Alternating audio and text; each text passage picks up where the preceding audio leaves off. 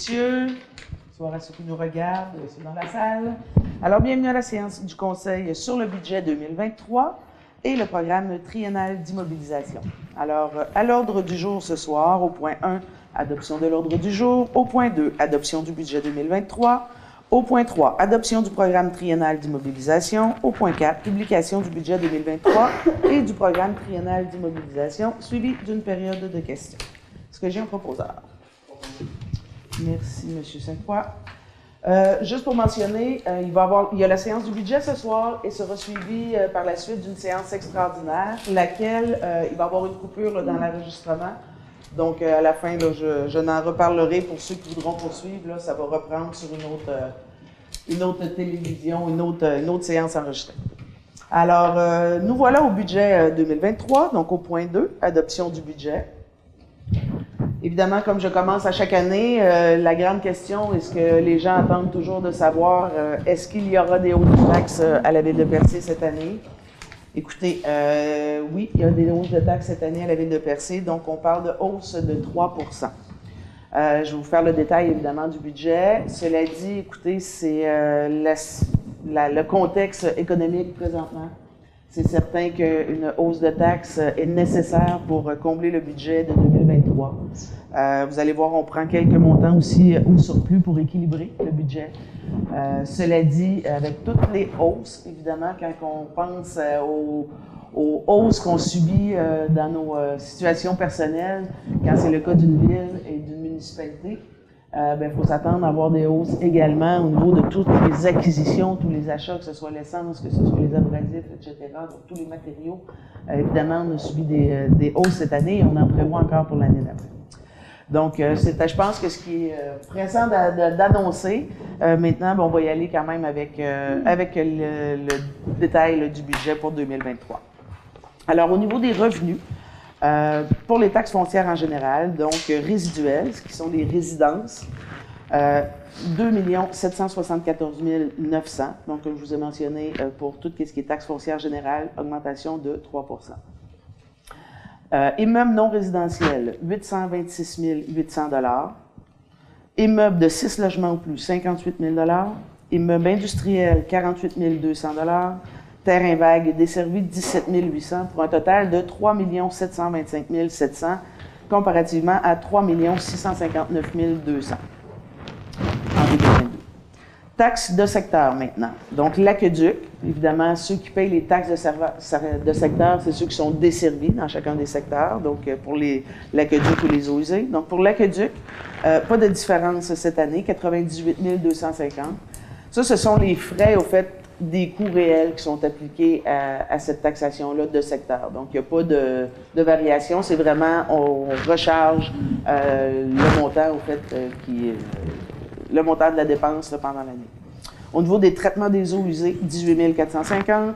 Assainissement des eaux, 1 550. Donc, pour un total de 118 250, l'équivalent de l'année passée. Total sur la valeur des taxes foncières, total des taxes sur la valeur foncière, 3 843 950. Ensuite, au niveau des taxes sur une autre base, donc la tarification pour les services municipaux, les services d'eau, donc 220 000, il n'y a pas d'augmentation, on parle toujours de 220 $ l'unité. Les matières résiduelles, 589 500, c'est une augmentation de 300 $ l'unité.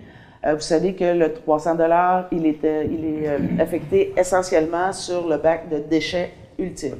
Donc, tout ce qui est compostage ou recyclage, il n'y a pas de frais liés à ça. Donc, il y a une augmentation de 15 $ cette année. Puis, à chaque fois que j'arrive à ce point-là, je précise l'importance de ce point-là. C'est des augmentations qui sont annuelles. Le seul moyen que nous avons pour le contrer, c'est de composter et de recycler adéquatement.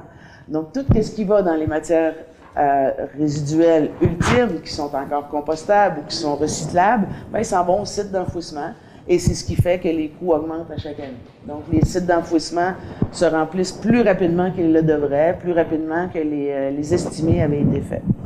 Donc, il y a une augmentation de 15 $ pour le résidentiel et pour le non résidentiel, donc tout ce qui est commercial, passe de 300 $ à 315 $, donc une augmentation de 15 $ également.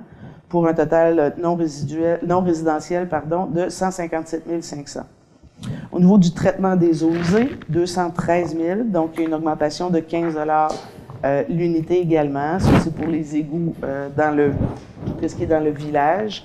Encore une fois, là, c'est les montants des coûts donc, qui sont refacturés. Au niveau des traitements des eaux usées de Cap d'Espoir, une augmentation de 25 donc on passe de 300 à 325 l'unité pour 15 600 pour un total des taxes sur une autre base de 1 196 400.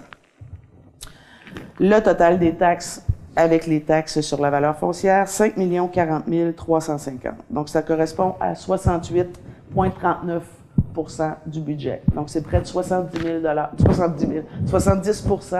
de notre budget qui est basé là, sur les taxes foncières. Maintenant, pour les paiements des tenants lieu de taxes, c'est tous les immeubles gouvernementaux. Donc, pour le gouvernement du Québec, taxe sur la valeur foncière, 349 900. Compensation pour services municipaux, 26 470. Compensation pour les terres publiques, 31 790. Cégep et université, 11 000 École primaire et secondaire, 84 000 pour un total de 503. Nous avions 487 640 en 2022, donc une augmentation là, de 3,18 %. Gouvernement du Canada maintenant, donc taxe sur la valeur foncière, 14 000. Compensation pour services municipaux, 2 930 pour un total de 16 900.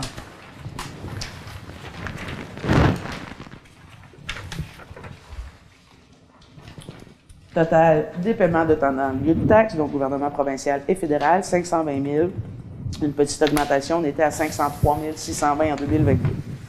Pour les transferts maintenant, donc transfert de droits, péréquation, bonne nouvelle pour 2023, 387 030. On avait reçu en 2022 125 429. Donc, c'est une belle grosse augmentation, je pense, qui est très considérable et qui est bien attendue, bien reçue pour l'année 2023. Dotation spéciale de fonctionnement, 55 290. Aide COVID, bien, il n'y en a plus pour 2023. On avait 18 000 là, qui restaient en 2022. Donc, pour un total des transferts de droits de 442 320 versus 188 000. Donc, c'est quand même une belle augmentation de 252 % ici. Transfert pour les ententes de partage de frais. Donc, sécurité publique, 14 275. Transport réseau routier, 431 470. Hygiène du milieu, 64 555 versus 188 000. C'est la redevance éolienne là, que vous allez voir qui est dans autres revenus plus bas. Donc, c'est à peu près l'équivalent.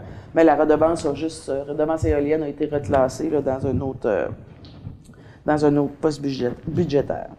Aménagement, urbanisme et développement, 75 440 versus 119 100. Au fait, c'est l'aide du ministère de la Culture. C'est une aide financière pour le poste d'agente au patrimoine qui est en congé de maternité pour la prochaine année. Donc, on la salue bien.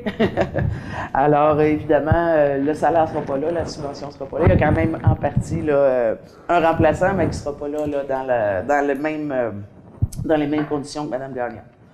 Donc, un total de transferts de 1 028 060 $. Services rendus, services rendus maintenant, administration générale, 4 000 $, sécurité publique, 3 000 $, transport, 90 000 $. Là, il y a une grosse différence versus 2022, qui était de 735 000 $. Au fait, c'est le 632 000 $qu'on avait de contrat avec le ministère du Transport du Québec pour le déneigement là, de la route Lemieux, de la 132 entre Pointe-du-Banc et le chemin Lemieux aussi, puis une partie là, de la route des Pères à Val d'Espoir. Donc, on n'a plus le contrat avec le MTQ. On a choisi de le laisser aller pour quelques années. Donc, vous avez bien compris que c'est plus la Ville de Percé qui fait le déneigement de ces secteurs-là. Maintenant, hygiène du milieu, 5 000 $. Aménagement, urbanisme et développement, 111 000 $. Loisirs et culture, 318 500 $, pour un total de services rendus de 531 500 $. Imposition de droit, licence et permis, 6 000 $. Droit imitation mobilière, 80 000 $. Droit de carrière et sablière, il n'y a rien de budgété pour l'année 2023. Donc, pour un total d'imposition de droit de 86 000 $. Intérêts, donc intérêts bancaires et arriérés de taxes, 55 000 $. Autres revenus, la redevance du parc éolien, donc le 109 000 que je vous mentionnais, là, qui est plus dans l'hygiène du milieu, mais qui a un poste budgétaire là, dédié pour la redevance éolienne. Donc, pour un total de revenus de 7 370 000 $. Au niveau des charges maintenant, donc administration générale, conseil municipal 203 790, gestion financière et administrative 588 400, greffe 228 600, évaluation 94 980, gestion du personnel 9 500, autres 98 825, qui, entre autres, là, les assurances, surtout dans ce poste-là. Donc, un montant total pour l'administration générale de 1 224 095 $ versus 1 206 927. Au niveau de la sécurité publique maintenant, service de la police, donc la Sûreté du Québec, 241 240, petite augmentation de 5 000 $. Sécurité incendie, 292 285 versus 298 000 que nous avions l'année passée. Sécurité civile, rien de budgété. Autres, 7 900 pour un total de sécurité publique de 541 465. Au niveau des transports maintenant, voirie municipale, 919 635. Enlèvement de la neige, 861 090. Éclairage de rue, 32 800. Circulation et stationnement, 15 500. Transport collectif, 45 365 pour un total de transport de 1 874 390 versus 2 554 520. Donc, une baisse au niveau du transport de 8,77 % Hygiène du milieu maintenant. Approvisionnement et traitement de l'eau, 134 945. Réseau de distribution de l'eau potable, 85 000. Traitement des eaux usées, 211 710. Réseau d'égout, 28 970. Traitement des matières résiduelles, 746 440 versus 726, donc une augmentation de 20 000 pour le traitement des matières résiduelles. Et l'environnement, zéro de budgétaire 2023, donc pour un total d'hygiène du milieu de 1 207 065. Santé et bien-être maintenant, logement social, 10 500. Politique MADA et famille, 35 000 $. Aménagement, urbanisme et développement. Aménagement, urbanisme et zonage, 235 420. Industrie et commerce, 29 475. Tourisme, 289 800 $. Récréo touristique, 430 950. Biens patrimoniaux, 86 075 pour un total d'aménagement, urbanisme et développement de 1 71 720. Écoutez, pour juste une petite parenthèse à l'intérieur du budget, évidemment, on a travaillé très fort pour équilibrer ce budget-là. Il y a eu des coupures qui ont été faites où c'était possible de le faire. Donc, avant d'augmenter les taxes, évidemment, on a épluché ce budget-là le plus possible. On a fait des coupures où c'était possible. On ne peut pas faire des coupures sur l'enlèvement de la neige, on ne peut pas faire des coupures sur les services rendus. Donc, les deux postes qui ont été quand même les plus affectés, je vous dirais, c'est dans le poste de tourisme et de récréo touristique. Au niveau du tourisme, il y a eu des grosses baisses. Au niveau de, entre autres, tout ce qui a trait à la promotion touristique. Donc, c'est des dépenses qu'on considère qui étaient beaucoup élevées, puis il y a tellement de nouvelles façons et de méthodes de travailler maintenant avec les réseaux sociaux, avec toutes les vidéos qu'on peut mettre en place, avec tout ce qui est distribution et de ciblage de notre clientèle, on considère que c'est un poste qui était nécessaire de couper en 2023. Donc, il y a eu une baisse là, de 15,69 % dans aménagement, urbanisme et développement. Je poursuis. Loisirs et culture, donc centre communautaire, 82 500. Parc Rivière-Émeraude, 86 355. Autres activités récréatives, 108 490. Bibliothèque, 22 480. Autres activités culturelles, 94 975 pour un total de loisirs et culture de 394 800 $. C'est important pour le Conseil, tout ce qui est service aux citoyens. Donc, tout ce qui est les aides pour les événements, tout ce qui sont les aides au centre communautaire, les aides à la communauté, il n'y a pas eu de coupure dans ces budgets-là, parce que, évidemment, c'est des budgets qui sont très, très peu élevés, considérant ce qu'on voudrait aider au niveau de la collectivité. Alors, les montants qui sont là, on souhaite pouvoir les augmenter éventuellement. On n'a pas pu le faire cette année, à l'exception de la politique... Mada, non, Mada, elle est restée. On l'a-tu augmenté, Mada? J'ai plus le détail. On est resté quoi? Écoutez pas M. Cloutier, écoutez pas. Dans nos rêves. Non, dans nos rêves. On voudrait. Éventuellement, on y arrivera. Il est rendu? Il est rendu. Donc, blague à part, je poursuis la lecture du budget, je suis désolée. Donc, frais de financement maintenant. Intérêt sur dette à long terme, 314 000. Frais d'émission, 23 985. Et intérêt emprunt temporaire et frais bancaires, 10 000 pour un total de frais de financement de 347 985. Pour un total des charges de 6 507 020 Maintenant, il reste conciliation des fins fiscales, donc remboursement de la dette à long terme, 598 000 Transfert à l'État des activités d'investissement, 10 000 Fonds réservés, 199 525 et affectation du surplus, évidemment, pour venir équilibrer ce budget-là, 144 545. Donc, on est allé chercher là, dans notre surplus 144 545 pour un total des conciliations de 662 980 et un total des charges et conciliations des fins fiscales de 7 370 000 Donc, évidemment, un budget équilibré. Vous savez, on avait, je me permets de le mentionner, on avait quand même mentionné, puis à plusieurs reprises, que l'idée de, je vais en parler, de la redevance sur les infrastructures municipales touristiques. L'objectif de cette redevance-là, c'était pour dégager des sommes qui sont dans ce budget-là, qui sont encore dans ce budget-là, qui auraient dû normalement être compensées par la redevance. La redevance, bien, vous êtes tous au courant qu'il y a eu de la contestation au courant de l'année. On a 155 000 quand même qui ont été recueillis, qui évidemment sont gelés dans des fonds, donc ils ne peuvent pas faire partie de ce budget-là 2023.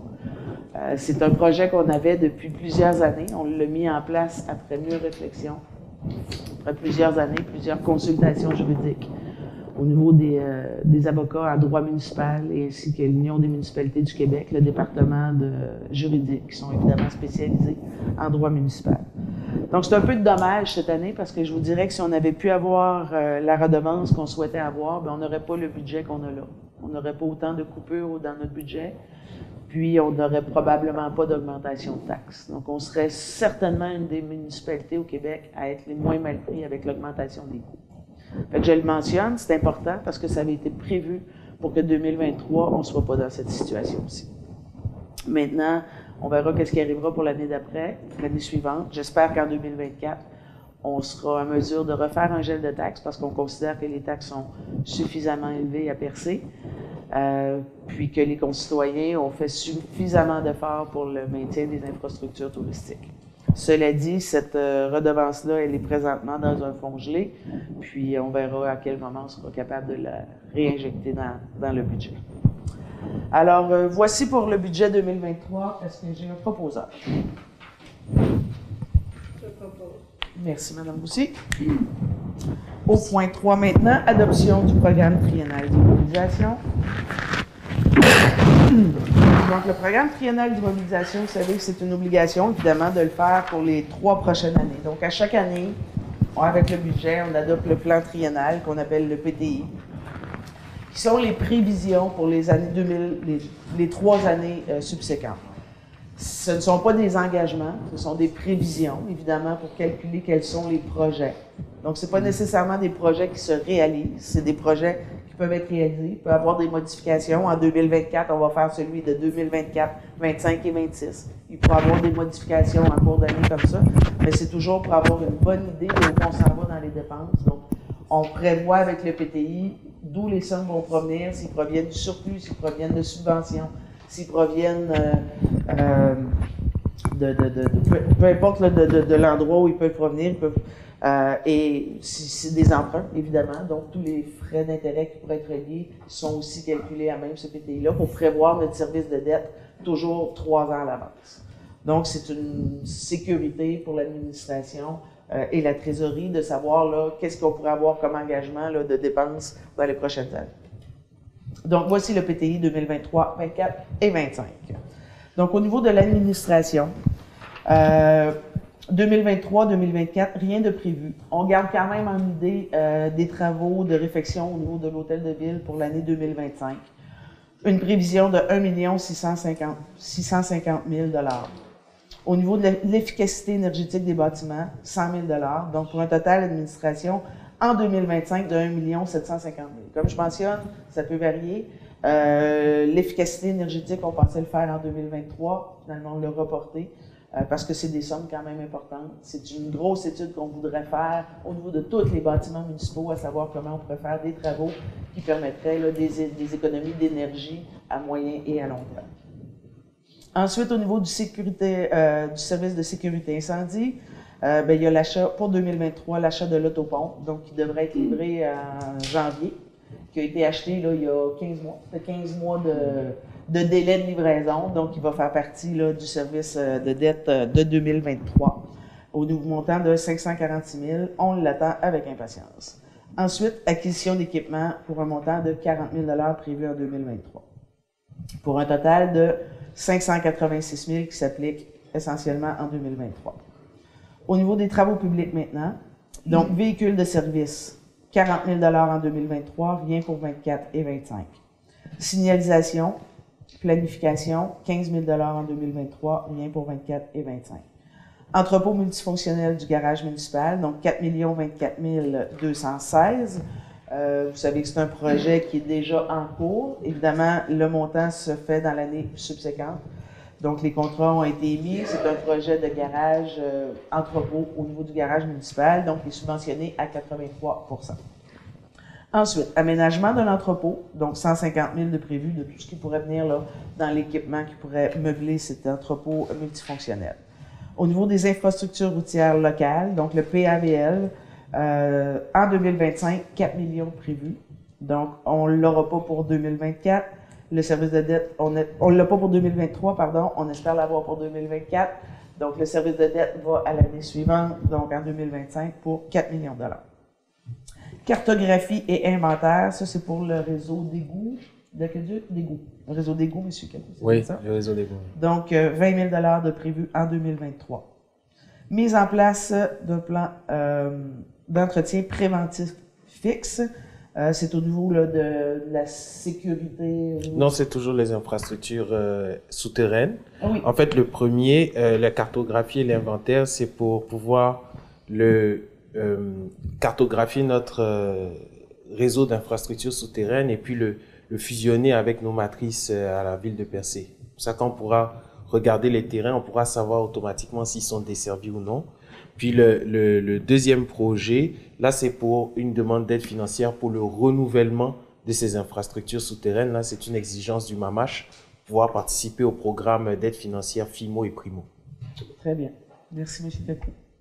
Démantèlement de la prise d'eau maintenant, donc 80 000 pour 2023, 250 000 pour 2024.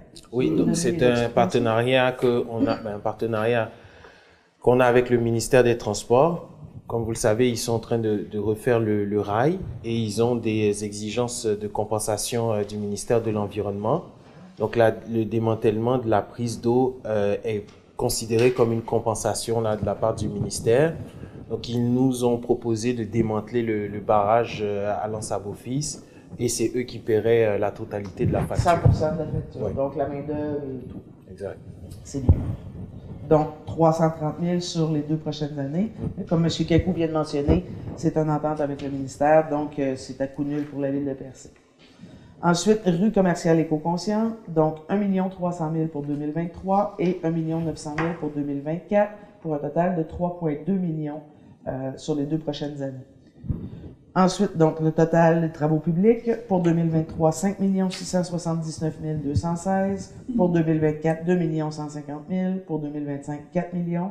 Pour un grand total de 11 829 216. Mais ça, il faut vous rappeler, la grande majorité de ces sommes-là sont subventionnées. Donc, c'est pas des règlements d'emprunt, c'est pas des sommes qui sont prises à même les surplus. Là, pour la grande majorité, c'est tous des projets qui sont subventionnés.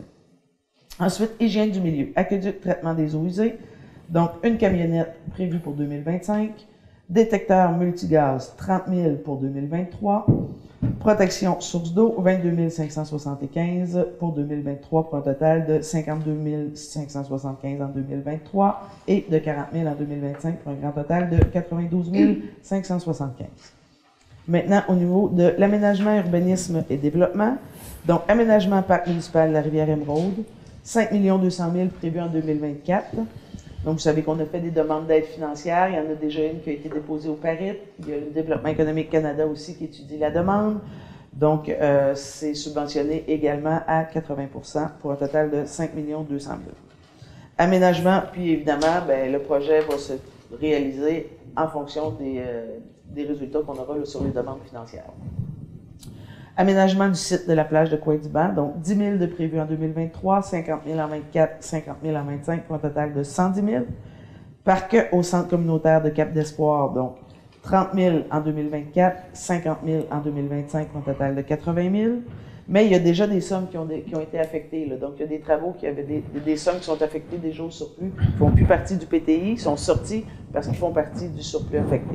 Donc, il y a des sommes aussi pour 2023 pour terminer les travaux. Le parc du deuxième rang de Cap d'Espoir, 20 000 en 2023, 10 000 en 2024, pour un total de 30 000. Même chose, il y a déjà des sommes qui sont affectées au surplus. Le parc de Bridgeville, 20 000 en 2023, 10 000 en 2024, pour un total de 30 000. Le parc de Val-d'Espoir, 20 000 en 2023, pour un total de 20 000. Le quai de Barachois, 100 000 en 2024, 100 000 en 2025, pour un total de 200 000. Halte routière de Saint-Georges, 20 000 2023, 10 000 2024. Même chose, encore comme je ne l'ai pas dit, peut-être Bridgeville, il y a des sommes aussi qui sont déjà affectées au surplus, donc ils ne figurent pas ici sur le plan triennal. Donc 30 000. Ensuite, les enseignes, 25 000 de prévus en 2023 pour un total de 25. Structure événementielle, 700 000 prévus en 2023. C'est un projet qu'on n'a pas encore discuté. C'est quelque chose qui est à l'étude. Au fait, on est en train de regarder pour une structure solide qui permettrait de la tenue d'événements en permanence. Donc, c'est une structure qui peut permettre des activités été comme hiver. On l'a déjà mis à notre PTI. Ça reste à voir si le financement est accessible. Mais qu'on pense qu'il serait une structure qui permettrait déjà tous les événements qu'il y a dans le... Non, dans les dans Percé, qui doivent faire des locations de structures. Donc, on pense que rapidement, là, que ce soit l'Oktoberfest, que ce soit plusieurs événements qui pourraient avoir lieu à Percé, pourraient avoir accès à cette structure-là. Elle serait là en permanence. Donc, c'est au PTI. On regarde, on étudie les demandes financières, puis on voit qu'est-ce qu'il y en a. On pourra vous en parler davantage là, subséquemment, c'est quelque chose qui pourrait être en place là, pour 2023 et qui serait fort intéressant. Ensuite, projet garderie. Donc, on est également à l'étude. Projet garderie, 30 000 $ pour 2023. On travaille avec le CPE de Chandler présentement à faire l'installation d'un CPE familial qui serait au centre communautaire de Cap d'Espoir. Donc, on pense à 12 places pour le centre communautaire de Cap d'Espoir et 12 places pour l'école de Val d'Espoir aussi. Donc, on pense possiblement avoir là, 24 places en milieu familial maintenant. Vous savez qu'il y a un programme qui a été ouvert par le gouvernement du Québec l'an passé, qui est un programme temporaire. Ce programme-là, ce qu'il permet de faire, c'est de faire des installations de garderie qui normalement seraient en milieu familial, mais de les loger dans des endroits publics, donc qui appartiennent aux municipalités. C'est une fenêtre.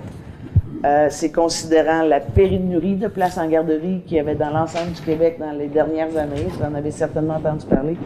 Donc, c'est beaucoup plus difficile d'instaurer des garderies directement dans les maisons. Déjà, ça prend quelqu'un qui veut le faire. Donc, cette fenêtre-là permet vraiment d'instaurer sur à peu près les mêmes normes, beaucoup moins compliqué que faire la construction d'un CPE.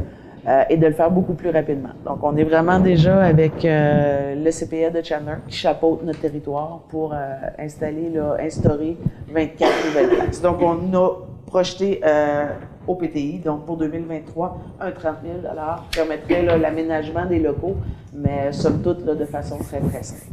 Donc, ça permettrait éventuellement d'avoir ces espaces-là. On le souhaite évidemment très fort. Donc, si je reviens au total de l'urbanisme, aménagement, urbanisme et développement, pour 2023, 845 000, pour 2024, 5 410 000, et pour 2025, 200 000, pour un grand total de 6 455 000. Est-ce que j'ai un proposeur? Merci, Mme Bédard. Alors, voici pour le PTI. Ensuite, au point 4, publication du budget 2023 et du programme triennal d'immobilisation. Donc, conformément à l'article 474.3 de la loi sur les cités et villes, il est proposé que le Conseil, qu'un document explicatif du budget 2023 ainsi que le programme triennal d'immobilisation 2023, 24 et 25 soit publié dans les journaux Gaspésie Nouvelles et de Gaspé Spec. Est-ce que j'ai un proposeur? Merci, Mme Gay. Je vous regardais en premier. Je sais que le site Internet de la Ville. Oui, évidemment, sur le site de la Ville aussi. Même là, je pense qu'il va certainement avoir un lien sur le Facebook aussi, M. Cacou. Oui. Sur le Facebook de la Ville aussi, là, ça va être. Donc, voici pour la séance du budget. Nous en sommes maintenant à la période de questions.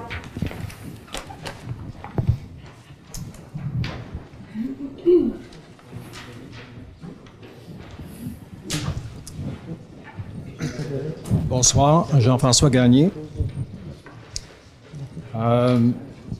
Évidemment, on est encore pris avec un budget où on compare un budget avec un budget plutôt que le réel avec un budget. Donc, je vais poser des questions pour essayer de clarifier.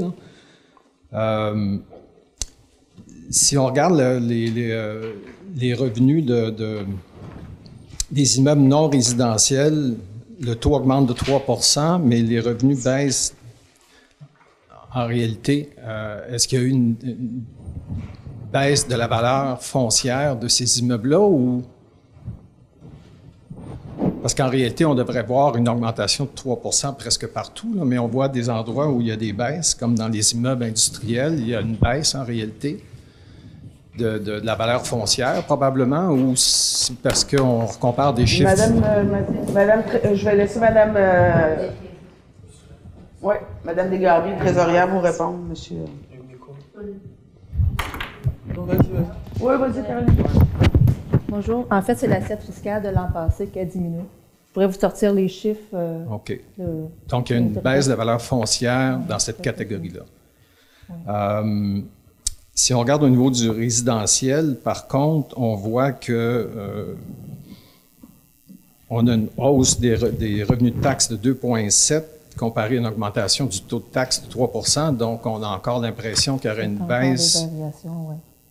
Est-ce qu'il y a vraiment une baisse d'évaluation au niveau du résidentiel? Ça, c'est par rapport aux prévisions du budget 2022. Donc, si on regardait les vrais chiffres, de l'année... Je ne les ai pas avec moi. Ouais. Je pourrais vous les sortir et expliquer les variations en détail. Mais les vrais chiffres de l'année montrent-tu en réalité qu'on a une baisse de nos revenus de taxes résidentielles? Ça devrait... Pas une baisse de revenus, c'est par rapport aux prévisions.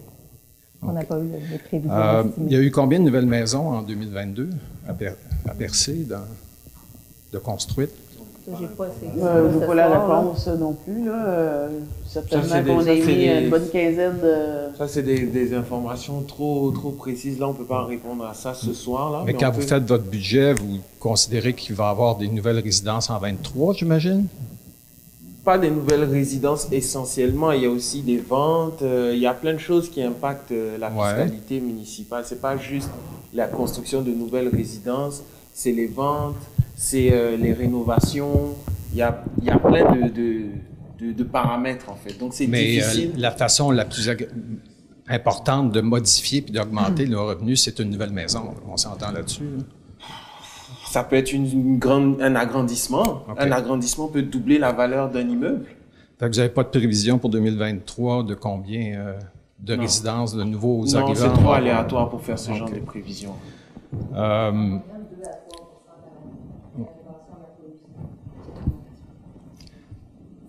Parce qu'on constate qu'il y en a quand même, des nouvelles constructions. Ah oui, absolument, il y en a fréquemment. J'en ai parlé l'autre jour, je vais juste vous le répéter. Là, dans le cas, l'une des façons d'aller chercher des revenus, c'est d'avoir des nouveaux résidents, d'en avoir plus. Dans le cas où il faut faire un lotissement de terrain dans le village de Percé, dans l'arrondissement naturel, s'il faut lotir un terrain, on parle du temps pour une nouvelle famille de s'établir. Là, puis je le vis là, parce que j'ai une nouvelle famille qui veut s'établir puis qui veut construire. Ça va prendre entre 4 et 5 ans avant qu'elle va pouvoir commencer sa construction. 4 et 5 ans? 4 à 5 ans.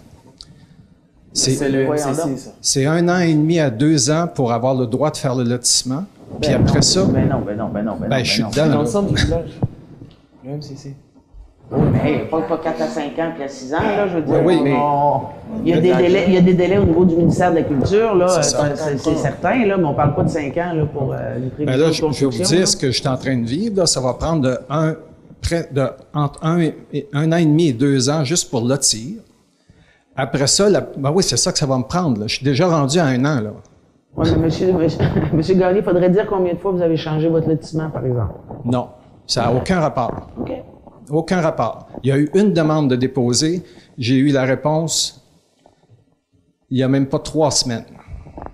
Vous n'avez pas fait de modification dans votre lotissement? Pendant Au niveau que la du demande ministère de la a été Culture? déposée. Parce que moi, quand vous êtes venu me voir, là, j'ai fait un suivi auprès du ministère de la Culture, puis ce qu'ils m'ont dit, c'est que vous étiez vraiment difficile à suivre parce qu'il y avait eu beaucoup de changements de lotissement dans votre projet. Donc, ce qui avait été déposé, Aucune modification a été faite depuis le dépôt c'est la que j'ai réponse fait. qu'ils m'ont donnée, ça. Non. Au niveau Puis du la ministère de la réponse que Culture, j'ai vous aviez reçue, vous aviez fait des modifications. bah, c'est une mauvaise réponse, c'est un mensonge. Alors, c'est comment vous vous laissez embarquer? Ben, Comment je me laisse embarquer? Non, moi, Ouais. j'ai fait un suivi auprès du ministère de la Culture, comme je vous avais dit qu'on ferait. puis là, après ça, ben, vous savez c'est quoi les délais pour faire un plan pour établir une maison. C'est pas si Mais là, mois. ça serait, c'est vraiment, c'est pas des bonnes informations que vous donnez là, M. Gagné. Là. Oui, c'est des Ça bonnes. prend pas 5 à 6 ans, puis je n'apprécie pas du tout. Vous venez de dire au micro que ça prend 5 à 6 ans pour faire une construction de maison à percer, là. Ben, l'autre jour, vous m'avez dit que c'était normal. C'est quoi l'intérêt de venir dire ça présentement? Au micro, je vais vous dire c'est quoi l'intérêt. Au micro, vous m'avez dit l'autre jour que la ville, ça avait pris 2 ans pour un dossier. Non, j'ai parlé de 15 mois pour un projet de lotissement. 15 mois, mais c'est pas 2 ans, puis c'est pas 6 ans. Puis c'est la ville de Percé. On reste, ben oui, mais c'est ce que je vous disais, là, le ministère de la Culture, j'ai pas de problème à dire qu'il y a des délais qui sont inacceptables, mais là, il faut pas les amplifier au-delà de ce qu'ils sont réellement.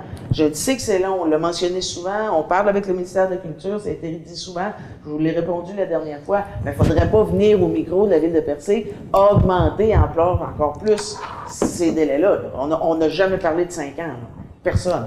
Non? Ben, en tout cas, quand j'aurai fini, là, je viendrai vous faire le sommaire. Mais comme ça s'enligne là, ça va être ça. Parce qu'il n'y a aucun moyen de parler à ces gens-là. Il y a 2 problèmes. C'est pas à propos, de toute façon, pendant la séance de budget ce soir, M. Gagné. De venir dire au micro que ça prend des années comme ça, c'est pas adéquat. Ouais, moi, ce que je vous dis... Je veux juste mettre les choses à la bonne place, là. Ça prend pas 5 à 6 ans. Il peut y avoir des délais, il faut être préparé, il faut traiter avec le ministère de la Culture.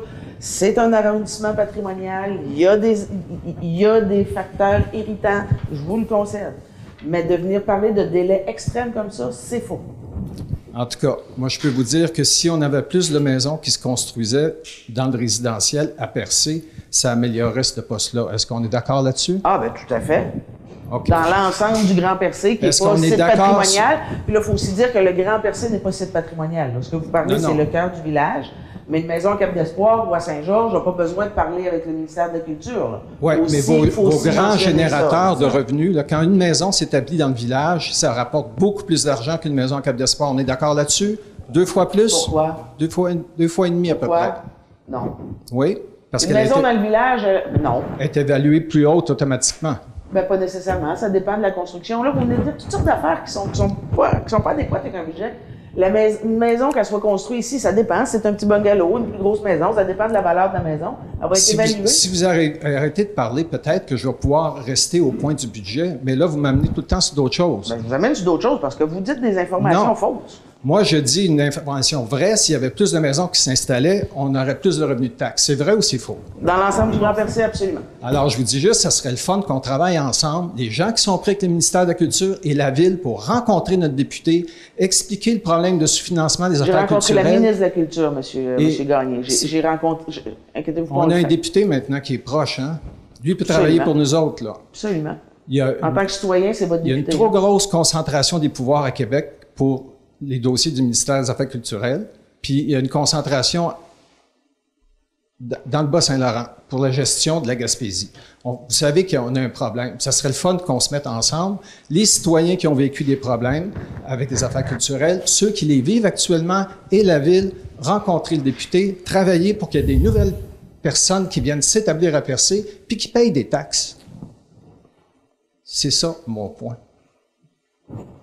Mais la dernière fois, quand je vous en ai parlé, vous m'avez dit, « Ah, ben, nous autres, on considère que c'est normal que 15 mois. » J'ai dit ça, moi, Non, que on a c'était pas dit- normal, Non, non, de 15 mois. Non, Monsieur Gagné, Non, non, hey, arrêtez-moi ça. Non, c'est pas ça. J'ai dit que je ferais un suivi. J'ai jamais dit que c'était normal. Ce que je vous ai dit, c'est que la ville de Percé subissait les mêmes inconvénients que l'ensemble des C'est ça. citoyens. En voulant dire, on l'accepte puis on le subit. En puis, voulant dire. Non, il n'y a pas de en voulant dire. Puis vous allez C'est ce arrêter que de dire j'ai au micro compris de dire dans la en voulant façon dire dont de vous l'avez Mme dit. Poirier. OK? Poursuivez avec vos questions, s'il vous plaît. Là, on voit qu'au niveau de l'enlèvement de la neige, il y a une baisse dans les revenus, dans les dépenses de 224 000. J'imagine que c'est relié d'une certaine façon au fait qu'on n'a plus le contrat pour l'ouverture des routes du ministère. À quel poste dans les revenus est-ce que je vois cette baisse-là du contrat? Transport. Transport, mais Enlèvement de la neige. c'est un gros montant qui est là. C'est quelque chose comme... Est-ce qu'on faisait autant d'argent que ça avec ce contrat-là? Non, c'est les coûts qui ont vraiment énormément augmenté, monsieur Oui, Gagné. mais y a-t-il d'autres choses dans le transport que ce contrat-là qui change le poste transport au niveau Non. des revenus? Non, ça, Non. sûr. Parce que là, si je retrouve le poste de transport là, dans les... Mais si on avait conservé le poste de l'enlèvement de la neige qui appartient maintenant au MTQ, il serait beaucoup plus gros que ça, là. OK. Vous comprenez? Là, au poste transport, Parce que on a là, une toutes les baisse. dépenses reliées à ce poste-là sont pas là. Fait que, oui, il y a une baisse, mais la baisse, elle n'est pas de 600 000, évidemment, parce qu'il y a des dépenses qu'on ne fera pas non plus. Fait que OK. ça aurait augmenté probablement de la même... Donc, la baisse de 645 000 qui est là, c'est uniquement le contrat du ministère du Transport. 632 000. 632 000. Ah, Il y a les oui, droits de passage aussi. Ouais, à l'Anse à Beaufils. Pas beaucoup, ouais. là. Les éoliennes, on avait un contrat Ouais, sur c'est à le peu près terrain. 600. 18 000 je pense. OK. Donc, on baisse les revenus de 600 000, puis les dépenses baissent juste de 225 000. C'est ce que ça coûte maintenant. OK. Mais est-ce qu'on...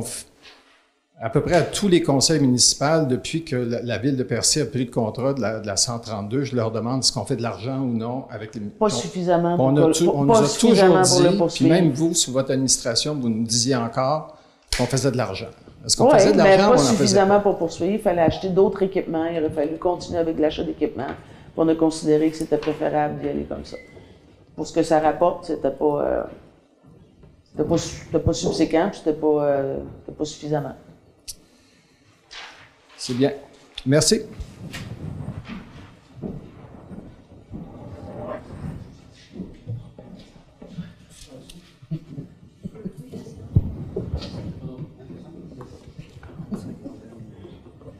Est-ce qu'il y a d'autres questions dans la salle?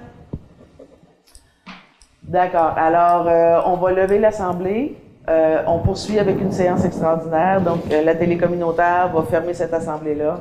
Puis, on va pouvoir réouvrir. On est précisément dans le temps. Il était prévu pour... 45. Donc, on a une minute. Nous sommes de retour dans une minute. Merci. Merci, M. Saint-Croix.